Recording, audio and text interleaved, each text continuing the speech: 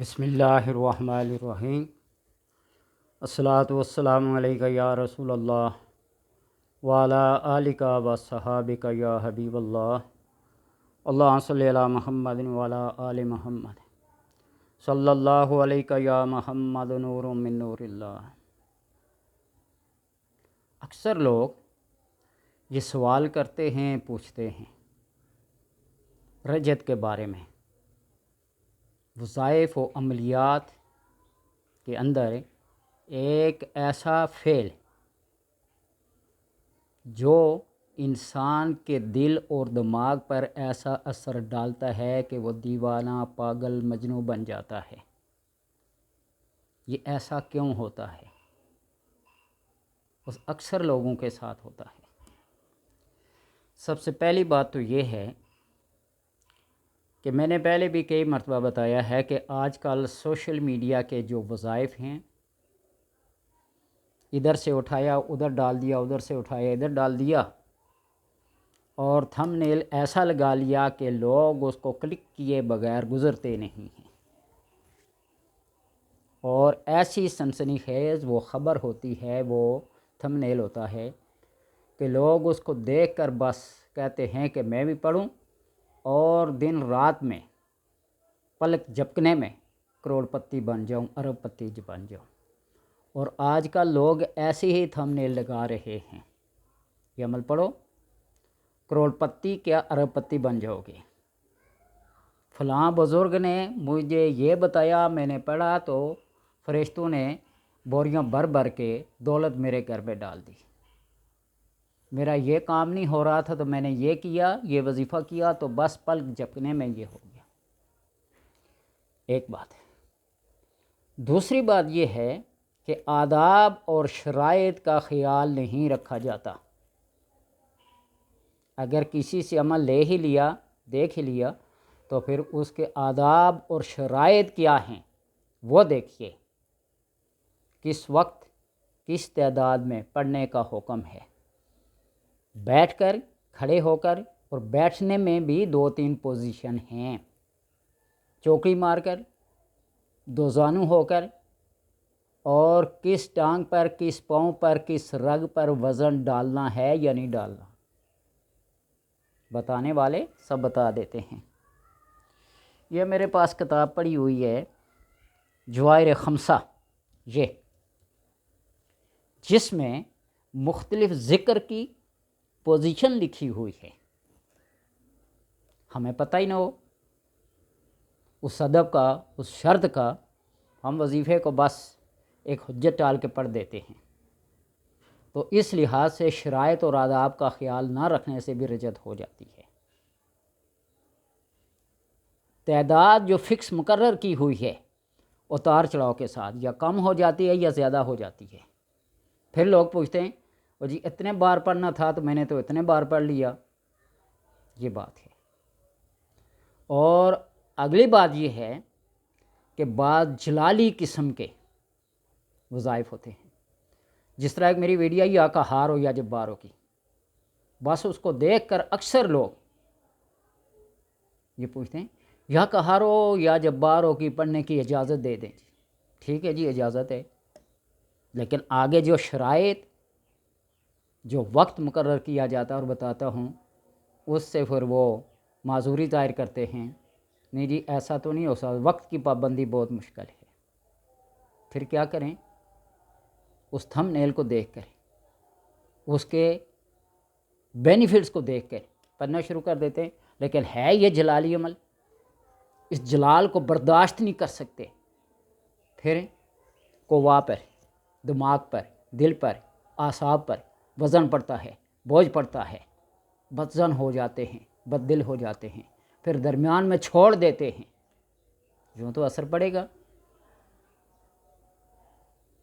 اور پھر صدقہ اور خیرات نہیں کرتے۔ انسانوں پہ نہ کریں، بار بار کہہ رہا ہوں۔ کوئی سوجی لے لیں، کوئی شکر لے لیں، کوئی چینی لے لیں، کوئی باجرہ لے لیں، کوئی چھوٹا والا چاول، ٹیٹوا چاول جس کو کہتے ہیں، وہ لے لیں، پرندوں کو ڈال دیں، چینٹیوں کو ڈال دیں، گھر میں نہیں، چھت میں نہیں، قبرستان میں، کہیں ایسی جگہ پہ کھلے پلاٹ میں، پارک میں ڈال دیں۔ اللہ کی مخلوق تو ہر جگہ موجود ہے، آپ نے اگر ان کو صدقہ نہ دیا، رزق نہ دیا، تو اللہ تو سب کا رازق اور خالق ہے۔ اور پھر حسن ظن، حسن نیت، خالص اخلاص، یہ انسان کے اندر نہیں ہوتا، تو اس لحاظ سے پھر وہ وظیفے کے اثر پڑتے ہیں جو برداشت نہیں کر سکتے۔ میرے جاننے والوں میں، میرے علم میں بہت سارے ایسے لوگ ہیں جو چلے کے دوران میں، جو وظیفہ پڑھنے کے دوران میں پاگل ہو گئے۔ میرے پاس یہ کتاب ہے، یہ نقش سلیمانی، بہت پرانی کتاب ہے، کسی انڈیا کے عامل نے لکھی ہے۔ یہ دیکھیں، یہ کتاب مجھے ایک ایسے آدمی نے لا کے دی جو مستریوں کا کام کرتا تھا، گارا اینٹ کا کام کرتا تھا، اور پھر کسی نے اسے مشورہ دیا فلاں چلا کر لو، مالا مال ہو جاؤ گے، ٹھیکیدار بن جاؤ گے، اور طریقہ بھی کسی نے ایسا بتایا جو ہماری شرع، عقل، نقل کسی لحاظ سے بھی مسلمان کو زیب نہیں دیتا۔ قرآن پاک نیچے رکھو، اس کے اوپر کوئی دری، کوئی چادر، کوئی تلائی، کوئی کپڑا بچھا کر اس کے اوپر بیٹھ جاؤ اور پھر پڑھو۔ میں حلفاً یہ بات کہتا ہوں، جھوٹ نہیں بول رہا۔ اس کے کسی رشتہ دار نے مجبور ہو کر یہ بتایا کہ اس کی حالت خراب ہے، کیا کریں؟ میں نے کہا وہ جو وظیفہ کر رہا ہے، چلا کر رہا، اس کو اٹھاؤ، زبردستی اٹھاؤ۔ جب اس کو اٹھایا اس جگہ سے، نیچے سے قرآن پاک نے، قرآن پاک کے اوپر بیٹھ کے کر رہا تھا۔ رجت کیوں نہ ہو، دماغ کیوں نہ خراب ہو، اللہ تبارک و تعالیٰ کو اپنے نام کی، اپنے کلام کی توہین کیا برداشت ہے؟ کیا وہ جلال اس میں نہیں ہے؟ تو یوں ایسے ہوتا ہے، بعض لوگ ایسے الٹی راہ دکھاتے ہیں، ساتھ آداب اور شرائط نہیں بتاتے، دین اور مذہب کا اخلاقی جو جواز ہے وہ نہیں بتاتے۔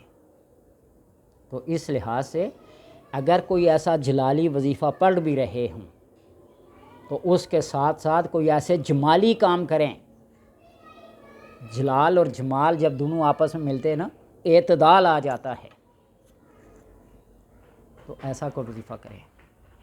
اور خصوصاً درود ابراہیمی کو آپ اول بھی پڑھیں، آخر بھی پڑھیں، پھر آپ رجت سے محفوظ رہیں گے۔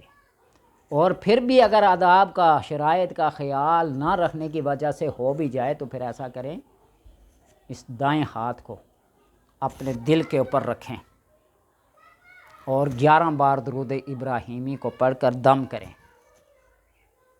محفوظ رہیں گے۔ شارٹ کٹ کسی مسئلے کا حل نہیں ہے۔ بہت سارے لوگ دولت کمانے میں، شہرت کمانے میں شارٹ کٹ کا استعمال کرتے ہیں اور وہ ناکام ہو جاتے ہیں۔ محنت شاقہ جس کو کہتے ہیں، پسینہ نکال کے، عرق ریزی کر کے جو کمائی، جو رزق ملے گا اس کے اندر خیر و برکت ہوگی۔ آج کل لوگ مختلف سکیموں میں پیسہ لگاتے ہیں اور پیسہ ڈوب جاتا ہے، پھر عملیات کے چکر میں پڑتے ہیں۔ جب پیسہ لگایا تھا تو کسی عمل کو کیا تھا، کسی سے رائے لی تھی، کسی سے مشورہ لیا تھا؟ کہتے ہیں نا پیسہ پیسے کو کھینچتا ہے۔ جس نے کروڑوں روپیہ، اربوں روپیہ لگا کے وہ اسکیم چلائی ہے، اس کے پاس تو آ رہے ہیں، تم چند ہزار لگاؤ گے وہ تو جائیں گے ہی جائیں گے۔ 7واں پارہ پڑھ کے دیکھ لینا، انما الخمر والمیسر والانصاب والازلام رجس من عمل الشیطان۔ یہ شراب، یہ جوا، یہ سٹہ بازی، یہ سب رجس من عمل الشیطان، یہ شیطانی کام ہیں، اس کے اندر کبھی کامیابی نہیں ہوتی۔ میں نے پہلے ہی بتایا تھا نا کہ شیطان दो बंदों को नहीं छेड़ता, एक जो उसके पक्का तल्लक वाला हो, उसके ग्रोह का बंदा हो, उसी के काम करने वालों का साथ देने वाला बंदा हो, उसी का पैरोकार हो। शैतान उसको नहीं छेड़ता, उसे पता था ये मेरा अपना पैरोकार है, ये मेरा अपना मुखलिस स्टूडेंट है, शागिर्द है, मेरे मरीदों में से है। शैतान उसको नहीं छेड़ता। या शैतान उसके पास नहीं आता जिसके पास अल्लाह का करम हो, उसके ज़िक्र, उसके वज़ाइफ, उसके औराद इतने मज़बूत हों। जिस तरह आयतुल कुर्सी बंदा कसरत से पढ़े, शैतान क्या, शहंशाह जिन्नात भी, शैतानों से बड़ा शैतान भी दूर भागता है। तो इसलिए कोशिश ये किया करें कि थोड़ी सी मेहनत करके, इखलास पैदा करके किसी भी काम को करें, तो मेहनत के साथ, इखलास के साथ, अच्छी नीयत के साथ। इसके अंदर सदका और खैरात बहुत ज़रूरी हैं। तो लिहाजा रिजत से बचने का और रिजत के होने का भी सब कुछ ज़िक्र कर दिया। जिसकी समझ में आ गया, जिसकी समझ में नहीं आया, अल्लाह से दुआ है कि अल्लाह तबारक व तआला उसको समझ अदा करे और ऐसे शॉर्टकट तरीक़ों से बचने की तौफीक दे, हिम्मत दे, जिसके अंदर अपने नफ्स पर, अपने बदन पर ज़्यादती हो, जुल्म हो। वाले जिस्म का अलैहि का हक़, तुम्हारे जिस्म का भी तुम्हारे ऊपर हक़ है, इसको किसी तकलीफ़ में, किसी अज़ियत में ना डालो, अपने आप को हलाकत में ना डालो। अल्लाह तबारक व तआला से दुआ है कि इन बातों को समझने की तौफीक अता फरमाए।